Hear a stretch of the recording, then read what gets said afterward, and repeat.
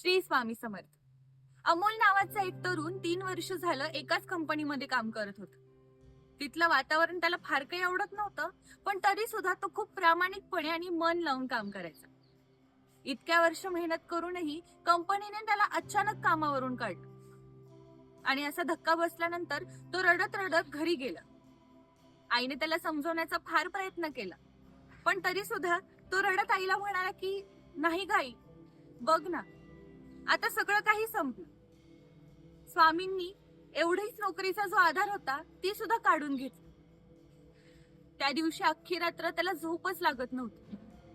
रडत बसला होता बिचारा. इतका निराश झाला होता, मनात इतका राग होता. कसा बसा त्याचा डोळा लागला आणि स्वप्नामध्ये अचानक त्याला एक प्रकाश दिसला आणि प्रकाशामध्ये त्याला स्वामी दिसले. स्वामी त्याला म्हटले, संपलं नाही रे काही, तू ज्याला शेवट समजतोय तोच तर खरा आरंभ आहे. आम्ही नको ते घेत नाही, आम्ही फक्त मोठ्यासाठी जागा निर्माण करतो. अचानक तो दचकून उठला, पण त्याच्या चेहऱ्यावरती मात्र एक वेगळीच शांतता दिसत होती. बघता बघता एक आठवडा संपला आणि अचानक त्याचा मित्र त्याला भेटला. मित्राने त्याला एक नवीन जॉबची माहिती दिली.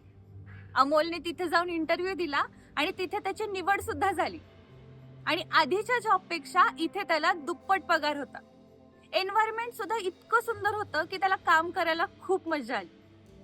तो स्वामींच्या फोटो पुढे जाऊन उभा राहिला आणि त्यावेळेस त्याला जाणवलं की खरंच आपण जिथे जाऊन थांबतो तिथून तर स्वामी सुरुवात करतात. श्री स्वामी.